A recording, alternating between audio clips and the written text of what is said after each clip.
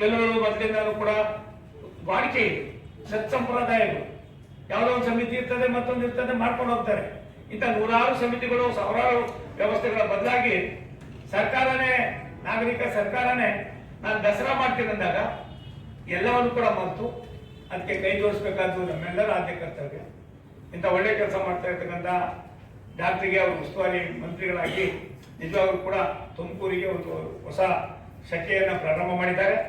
ನನಗೆ ಇನ್ನೊಂದು ಅವರ ಭಾವನೆ ಕೇಳಿದ್ದು, ತುಮಕೂರು ಎಲ್ಲಿದೆ ಅಂತ ಗೊತ್ತಿಲ್ಲ, ಕಣ್ಣು ಬಿಡೋದ್ ಕಡೆ ತುಮಕೂರು ಹೊರಟೋಗಿರ್ತದೆ, ಅದಕ್ಕೊಂದು ಆರ್ಚ್ ಮಾಡಿಸ್ಬೇಕು ಅನ್ನೋದನ್ನ 10 ಬಾರಿ ಹೇಳಿದ್ದಾರೆ. ಮುಂದಿನ ತಿಂಗಳಲ್ಲಿ ನಾನೇ ಅವ್ರು ಕರ್ಕೊಂಡೋಗಿ ನನ್ನ ಮನೆ ರೆಡಿ ಆಗ್ತಾ ಇದೆ. ಅದಾದ್ಮೇಲೆ ಒಂದು 2-3 ದಿನ ಇವರೊಬ್ಬರನ್ನೇ ಬನ್ನಿ ಅಂದ್ರೆ ಬರಬೇಡ ಅಂತೀನಿ. ಅವ್ರ ಶ್ರೀಮತಿಯನ್ನು ಕೂಡ ಕರ್ಕೊಂಡು ಬಂದು ನಮ್ಮ ಮನೆಗೆ ಇಟ್ಟು ಅದನ್ನ ಮಾಡಿ ಆ ಕೆಲಸವನ್ನು ಕೂಡ ಮಾಡಿಸೋದಕ್ಕೆ ನಾನು ಕೂಡ ಪ್ರಯತ್ನ ಮಾಡ್ತೀನಿ. ಹೋಳಿಗೆ ಊಟನೋ ಎಲ್ಲ ಆಗ್ತದೆ, ಅದಲ್ದಿರ ಮೇಡಮ್ನವ್ರಿಗೆ ಒಂದು 2-3 ಸಜೆಷನ್. ನೀವು ಕಮಿಟಿಗಳು ಮಾಡಿದ್ದು ಚೆನ್ನಾಗಿ ಮಾಡಿದ್ವಿ. ವಿಶೇಷವಾಗಿ food committee, cultural committee, electricity ಮತ್ತೆ ಸರ್ಕಲ್ಗಳನ್ನ ನೀವು ಶೃಂಗಾರ ಮಾಡಿ. ಇವೆಲ್ಲಕ್ಕಿಂತ ಮಿಗಿಲಾಗಿ ಇದು ಕೇವಲ ನಾಗರಿಕ ಸಮಿತಿ ಅನ್ನೋದಕ್ಕಿಂತ ಹೆಚ್ಚಾಗಿ ಈ ಒಂದು ಜಿಲ್ಲೆಯ 10 ತಾಲೂಕುಗಳು, 11 ವಿಧಾನಸಭಾ ಕ್ಷೇತ್ರಗಳು ಬರ್ತವೆ.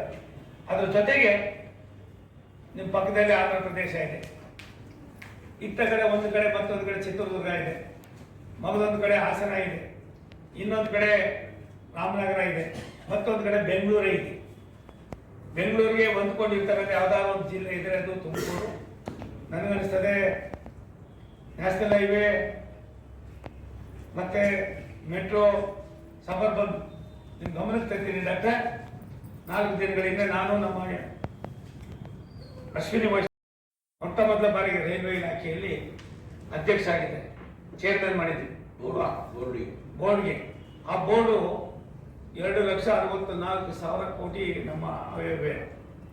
ಮೊದಲನೇ ಬಾರಿ ಒಬ್ಬ ಪರಿಶಿಷ್ಟ ಜಾತಿಯ ನನ್ನ ಸ್ನೇಹಿತರನ್ನ ಎಂಥ ಬುದ್ಧಿವಂತ ಅಂದ್ರೆ ಡಾಕ್ಟ್ರೆ, ನಾನು ಒಂದೇ ಸಾರಿ ಬೆಂಗಳೂರು ಕರ್ಕೊಂಡ್ಬಂದಿದ್ದು. ಇನ್ನೊಂದು 2-3 ಸಾರಿ ಕರ್ಕೊಂಡ್ಬಂದ್ರೆ ಹಿಂದಿ ಪೂರ್ತಿ ಕರ್ಕೊಂತೀನಿ, ರೈಲ್ವೆ ಇಲಾಖೆ ಹೇಗಿದೆ ಅನ್ನೋದು ತೋರಿಸ್ಬೋದು. ಅವ್ರನ್ನ ನಾವು ಸಂಪರ್ಕ ಮಾಡಿದ್ದೀವಿ. ತುಮಕೂರಿಗೆ ಒಂದು ಹೊಸ ವ್ಯವಸ್ಥೆ ಜೊತೆಯಲ್ಲಿ ಬೆಂಗಳೂರಿಗೆ ಸರ್ಕ್ಯುಲರ್ ರೈಲನ್ನು ತರ್ತಕ್ಕಂಥದಕ್ಕೆ 440 ಕಿಲೋಮೀಟರ್ನ ಈಗಾಗಲೇ ಸರ್ವೆ ಮಾಡಿಸಿದ್ದೀವಿ, DPR ಕೂಡ ಮಾಡಿದ್ದೀವಿ. ನಾವು ಇನ್ನೂ ಒಂದು ತೀರ್ಮಾನ ಮಾಡಿದ್ದೀವಿ, ಏನು ಸಬರ್ಬನ್ ಮಾಡಿದ್ದೀವಿ ಇವತ್ತು 2 ಸ್ಟೇಜು. ಮೊನ್ನೆ ನಾನು ನಮ್ಮ MP ಪಾಟೀಲ್ ಸಾಹೇಬ್, ನನಗೆ ಆನಂದ ಆಯಿತು.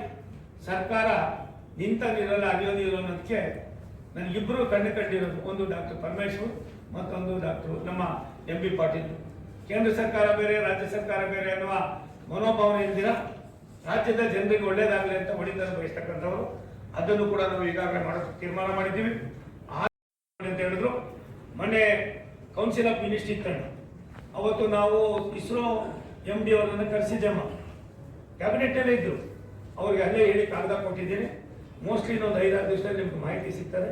ತಾವು ಅದನ್ನು ವೈಡನಿಂಗ್ ಮಾಡಿದ್ರೆ ನಾನು ತುಮಕೂರನ್ನ ಇನ್ನೊಂದಷ್ಟು ವೈಡನಿಂಗ್ ಮಾಡಿ ರಸ್ತೆಗಳನ್ನೆಲ್ಲ ಸರ್ ಮಾಡ್ತಕ್ಕಂಥದ್ದಕ್ಕೆ ನಾನು ಡಾಕ್ಟರ್ ಕುತ್ಕೊಂಡು ಚರ್ಚೆ ಮಾಡ್ತೀವಿ. ಮತ್ತೊಂದು ಸಂತೋಷ ಸುದ್ದಿ, ಡಾಕ್ಟ್ರು ಮೆಟ್ರೋನ ಕೇಂದ್ರ ಸರ್ಕಾರ ಮಾಡಿದ್ರೆ ರಾಜ್ಯ ಸರ್ಕಾರ ಮೆಟ್ರೋನ ತುಮಕೂರಿಗೂ ಕೂಡ ತಂದುಕೊಂಡು ಇದಕ್ಕೆ ಪ್ರಯತ್ನ ಮಾಡಿದ್ದಾರೆ. ನಾನು ಅವರಿಗೆ ನಿಮ್ಮೆಲ್ಲರ ಪರವಾಗಿ, ನಗರದ ಜನತೆ ಪರವಾಗಿ, ತುಮಕೂರು ಜಿಲ್ಲೆ ಅಭಿನಂದನೆ ಸಲ್ಲಿಸ್ತೀನಿ. ಮೆಟ್ರೋ ಜೊತೆಗೆ ನಾವು ಸಬರ್ಬನ್ನ ಲಿಂಕ್ ಮಾಡ್ತಾ ಇದ್ದೀವಿ. ಸಬರ್ಬನ್ ಜೊತೆಗೆ ಸರ್ಕ್ಯುಲರ್ ರೈಲನ್ನ 440 ಕಿಲೋಮೀಟರ್ ಮುರಿದಿದ್ದಾರೆ. ಅಲ್ಲಿ ಗೂಡ್ಸ್ ರೈಲುಗಳನ್ನು ಮಾತ್ರ ಮಾಡ್ತಕ್ಕಂಥದ್ದು, ಓಡಾಡ್ತಕ್ಕಂಥದ್ದು. ಈಗಾಗಲೇ UP ಯಲ್ಲಿದೆ, ಮಧ್ಯಪ್ರದೇಶದಲ್ಲಿದೆ, ಜಾರ್ಖಂಡ್ನಲ್ಲಿದೆ, ಮತ್ತೆ ಮಹಾರಾಷ್ಟ್ರದಲ್ಲಿದೆ. ಸಾವಿರಾರು ಕೋಟಿ ರೂಪಾಯಿಗಳನ್ನು ಖರ್ಚು ಮಾಡಿ ಅಲ್ಲಿ ಮಾಡ್ತಾ ಇದ್ದಾರೆ. ಆದ್ರಿಂದ ರಾಮೇಶ್ವರಕ್ಕೆ ಹೋಗ್ತಕ್ಕಂಥದಕ್ಕೆ ಒಂದು ಪಂಬಮ್ ಅಂತ ಒಂದು ಇದಕ್ಕೆ ಒಂದು ಬ್ರಿಡ್ಜ್ ಮಾಡಿದ್ದಾರೆ. 2020ರಲ್ಲಿ ಪ್ರಾರಂಭವಾಗಿ 2024 ನವೆಂಬರ್ಗೆ ನಾವು ಅದರ ಉದ್ಘಾಟನೆ ಮಾಡ್ತಾ ಇದ್ದೀವಿ. ರಾಷ್ಟ್ರದ ಪ್ರಧಾನಿಗಳು ಅದರ ಲೋಕಾರ್ಪಣೆ ಮಾಡ್ತಾ ಇದ್ದಾರೆ.